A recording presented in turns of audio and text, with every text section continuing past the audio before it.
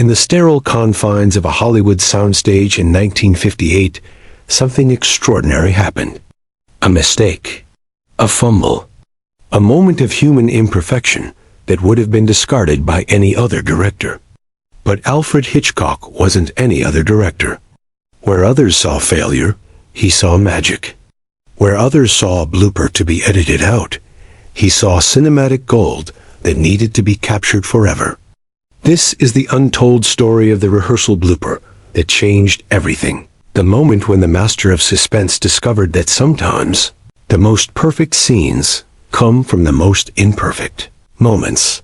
Alfred Hitchcock had built his legendary career on meticulous planning. Every shot was storyboarded, every angle calculated, every movement choreographed with surgical precision. By 1958, he had already terrified audiences with classics like Rear Window and Vertigo, establishing himself as the undisputed master of suspense. But beneath his calculated exterior lay an artist, constantly searching for those elusive moments of authentic human emotion that no amount of planning could manufacture. The industry knew Hitchcock as a perfectionist who demanded take after take until every detail aligned with his vision. Actors whispered stories of his relentless pursuit of the exact expression, the precise gesture, the perfect pause. Yet those closest to him understood something the public never saw. Hitchcock's greatest gift wasn't his ability to control every element of a scene, but his uncanny ability to recognize when chaos created something more beautiful than order ever could. Studio executives had learned to trust his instincts, even when they seemed counterintuitive. When Hitchcock called for another take of what appeared to be a flawless scene, seasoned crew members knew he had spotted something others missed. Sometimes it was a shadow falling across an actor's face at exactly the wrong moment. Other times, it was an emotional beat that felt manufactured rather than lived. But on this particular day in 1958, something unprecedented would happen.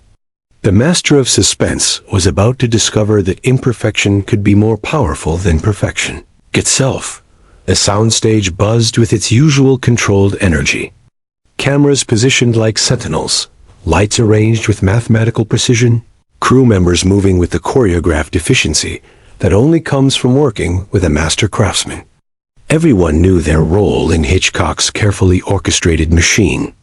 What no one anticipated was that today, a single unplanned moment would reveal the beating art beneath all that precision and change the way the great director approached his craft forever. The Paramount Studios, lot on that crisp morning, carried the electricity that only comes with high-stakes filmmaking. Stage 9 had been transformed into Hitchcock's domain, a kingdom where every shadow served his narrative and every silence amplified tension. The cast had been rehearsing for weeks, their movements becoming second nature, their dialogue flowing like a well-rehearsed symphony. But rehearsals, as every seasoned actor knows, exist in a peculiar liminal space between spontaneity and performance. It's where vulnerability meets craft, where the raw material of human emotion gets shaped into cinematic truth. The actors moved through their blocking with professional precision, yet something felt different that morning. There was an undercurrent of nervous energy, the kind that precedes either disaster or discovery. Hitchcock sat in his director's chair, his silhouette unmistakable, even in the dim lighting. He watched with those penetrating eyes that seemed to see not just what was happening, but what could happen, what should happen, what must happen to serve the story. The crew had learned to read his moods through the subtlest of gestures. The way he adjusted his tie when frustrated, the slight nod when something pleased him, the dangerous stillness that preceded his most cutting critiques. The scene they were rehearsing was deceptively simple, the kind Hitchcock had mastered throughout his career. Two characters in conversation, the kind of dialogue-driven moment that seemed straightforward on the page, but required perfect timing to achieve the psychological complexity Hitchcock demanded. Every pause needed to carry weight. Every glance had to reveal layers of unspoken subtext. It was the sort of scene that separated competent filmmakers from masters of the medium. As the actors moved through their paces, the familiar rhythm of professional rehearsal filled the soundstage. Lines delivered with practiced ease, movements executed with choreographed precision. Yet beneath the surface of technical competence, something was building, a tension that had nothing to do with the script and everything to do with the mysterious alchemy that transforms acting into truth. The rehearsal had been progressing flawlessly, perhaps too flawlessly. The actors hit their marks with mechanical precision, delivered their lines with professional competence, and executed their blocking with the efficiency of a well-oiled machine. But Hitchcock, with his director's sixth sense, could feel something was missing. The scene was technically perfect and emotionally hollow, a beautiful corpse that looked like life but lacked its animating spark. Then it happened. In the middle of what should have been a straightforward exchange, one of the actors stumbled. Not physically, but emotionally. A line was forgotten, a gesture became uncertain, and for just a moment, the professional mask slipped away. What emerged wasn't the character as written, but something rawer, more human, more real than anything in the script. The other actors, caught off guard by this sudden departure from rehearsed perfection, responded with genuine surprise and authentic emotion. In that unguarded moment, something extraordinary occurred.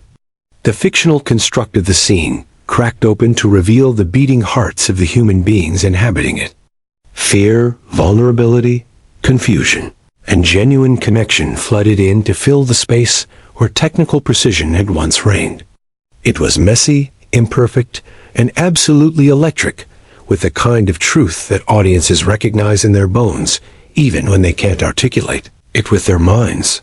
The crew held their collective breath, waiting for Hitchcock's inevitable call to reset and try again. This was, after all, just a rehearsal, a mistake to be corrected, a blooper to be forgotten. The actors themselves looked embarrassed, preparing to apologize for breaking character and ruining the flow of the scene. In the hierarchy of Hollywood production, such moments of unprofessionalism were typically met with sharp correction and renewed focus on discipline. But Hitchcock didn't call cut. He didn't reset. Instead, he leaned forward in his chair, his famous profile catching the light as a slow smile spread across his face. In 30 years of filmmaking, through countless takes and endless rehearsals, he had rarely witnessed something so spontaneous and yet so absolutely right. The master of suspense had found his magic moment, and he wasn't about to let it slip away into the forgotten archives of film history. Alfred Hitchcock had spent decades mastering the language of cinema, learning how to manipulate audiences with surgical precision.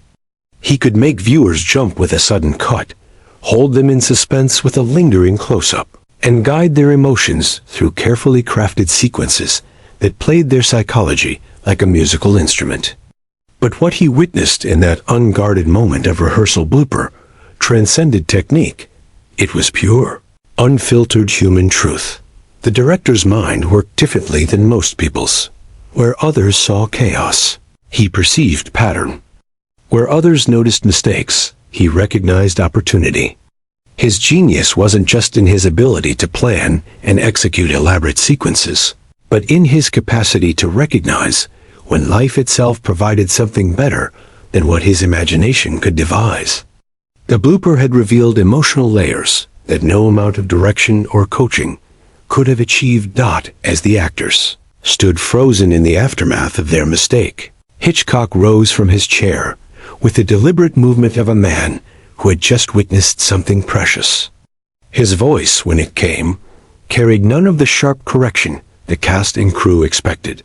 Instead, there was something almost reverent in his tone, the quality of a man who had just discovered a hidden treasure in the most unlikely of places.